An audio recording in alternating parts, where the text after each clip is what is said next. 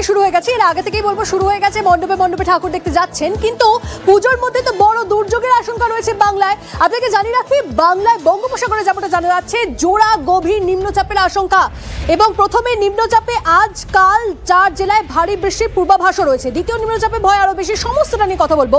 আমাদের সঙ্গে আমাদের সহকর্মী কমলেশ রয়েছে। কমলেশ, এই পুজোর মধ্যে দুর্যোগের আশঙ্কা বলা হচ্ছে, কতটা দুর্যোগের আশঙ্কা কতটা প্রবল হচ্ছে সেই বিষয়টা যদি প্রথমে একটু জানো। দেখো, প্রথমে তো এই মুহূর্তে যে নিম্নচাপ বঙ্গোপসাগরে রয়েছে তার কথা বলি। এই মুহূর্তে যে নিম্নচাপ বঙ্গোপসাগরে রয়েছে সেটা ক্রমশ শক্তি বাড়াচ্ছে, সুস্পষ্ট নিম্নচাপে পরিণত হয়েছে এবং এটা গভীর নিম্নচাপ বা ডিপ্রেশনে পরিণত হবে।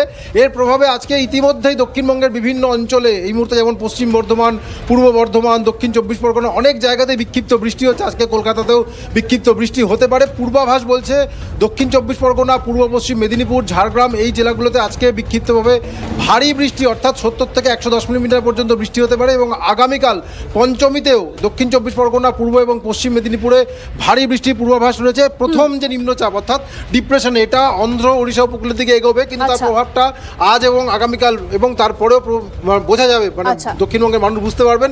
পুজোর ঠাকুর দেখতে বেরিয়ে অনেকেই কিন্তু বিপাকে পড়তে পারেন তন্নিষ্ঠা।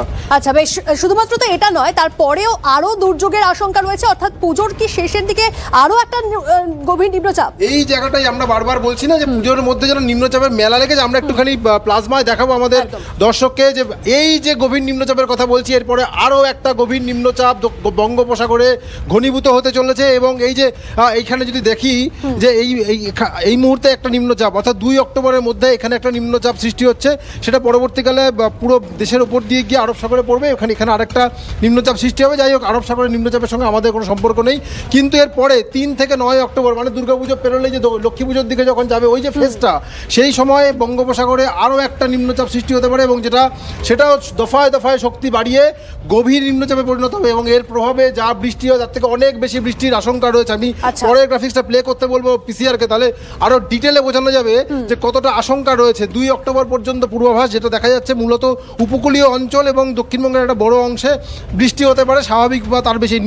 নীল রংটা হচ্ছে স্বাভাবিকের থেকে বেশি বৃষ্টি, আচ্ছা উপকূলে আশঙ্কাটা বেশি।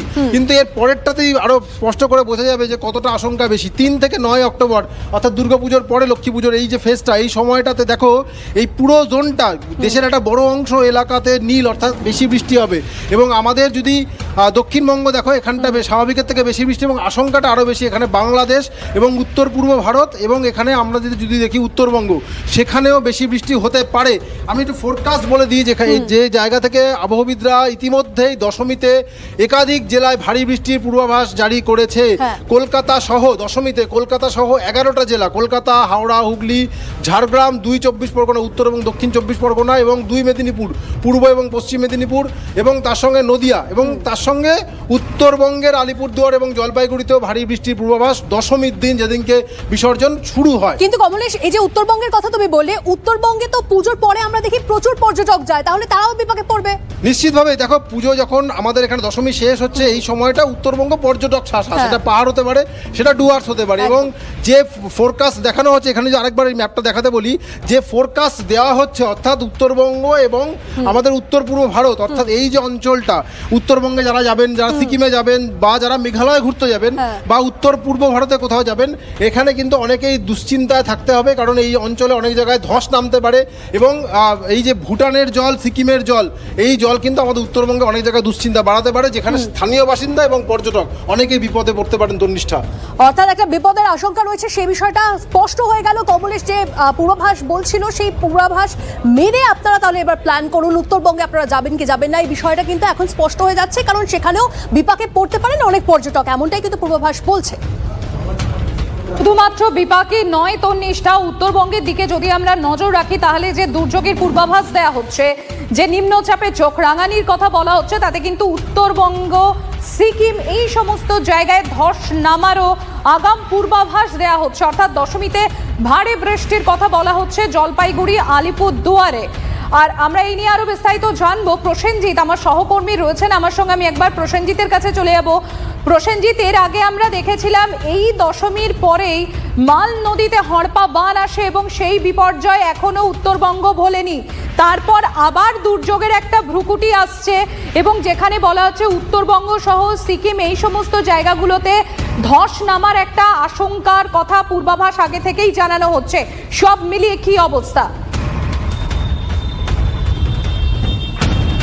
দেখো, উত্তরবঙ্গ ক্ষেত্র পুজোর যে 3টে দিন, এই 3টে দিন কিন্তু বিক্ষিপ্ত বৃষ্টি হতে পারে, তবে মোটের উপর পুজোটা উতরে যাবে। কিন্তু সমস্যা দেখা দিচ্ছে দশমীর দিন থেকে এবং এই লক্ষ্মী পুজো বা ওই সময়কালটা পর্যন্ত। যে কথাটা কমলেশ বলছিল, আগামী 3 থেকে 9 যে নিম্নচাপ, সেই নিম্নচাপের প্রভাবে কিন্তু উত্তরবঙ্গেও আলিপুরদুয়ার এবং জলপাইগুড়িতে ভারী বৃষ্টির সম্ভাবনা এবং একই সঙ্গে পাহাড়েও বৃষ্টি হবে। এবং ইতিমধ্যেই প্রচুর পর্যটক কিন্তু উত্তরবঙ্গেও আসতে শুরু করেছেন, যাদের একটা অংশ যেমন পাহাড়ে যাচ্ছেন, অন্য অংশটা ডুয়ার্সে যাচ্ছেন। এবং এই পুজোর 3-4টে দিন বাদ দিলে দশমীর পর দিন থেকেই কিন্তু এই পর্যটকের সংখ্যা উত্তরবঙ্গে আরও বাড়বে। প্রচুর মানুষ যারা ছুটি পেয়েছেন তারা ছুটে আসবেন, পাহাড়ের টানে ঘুরতে যাবেন ডুয়ার্সে। তাদের ক্ষেত্রে কিন্তু সমস্যা দেখা দিতে পারে, কারণ পাহাড়ের ক্ষেত্রে প্রবল বৃষ্টি হলে এনি স্টেইন, বিশেষ করে যারা সিকিমের উদ্দেশ্যে যাবেন সেই জায়গায় গিয়ে কিন্তু বেশ কিছু জায়গা অত্যন্ত ভালনারেবল রয়েছে। একাধিকবার এর মধ্যে যখন বৃষ্টি হয়েছে একাধিক জায়গায় ধস নেমেছে, একাধিক দিন রাস্তা বন্ধ থেকেছে। সেই সমস্ত রাস্তা আপাতত খুলে দেওয়া হয়েছে। যুদ্ধকালীন পরিস্থিতিতে কাজ করে রাস্তাগুলোকে খোলা হয়েছে পর্যটকদের জন্য, কিন্তু নতুন করে যদি আবার সেই বর্ষাকালীন পরিস্থিতি তৈরি হয়, টানা বৃষ্টি হয়, সেক্ষেত্রে কিন্তু পাহাড়ের মাটি ধরে রাখা সম্ভব না। কারণ যে ওই ভালনারেবল রাস্তাগুলো, যেখানে একদিকে জলের চাপ, তিস্তার পাশে নানা কাজ হচ্ছে, ডেভেলপমেন্টের কাজগুলো হচ্ছে, যে কথাটা তুমি বলছিলে হরপাবান মালবাজারের আগে আমরা দেখেছিলাম, পাহাড়ে নানা বিপর্যয়ের ছবি আমরা তো বারবার দেখেছি, এবং সেটাও সেই দশমীর পরেই হয়েছিল প্রসেনজিৎ। এবং টানা বৃষ্টি নিম্নচাপের জেরে হয় একদম, সেটাও কিন্তু সেই দশমীর পরেই আচমকা হয়েছিল। ফলে একেবারে আমাদেরও নজর থাকবে সেদিকে। প্রসেনজিৎ, আপাতত তোমাকে ধন্যবাদ। আর এই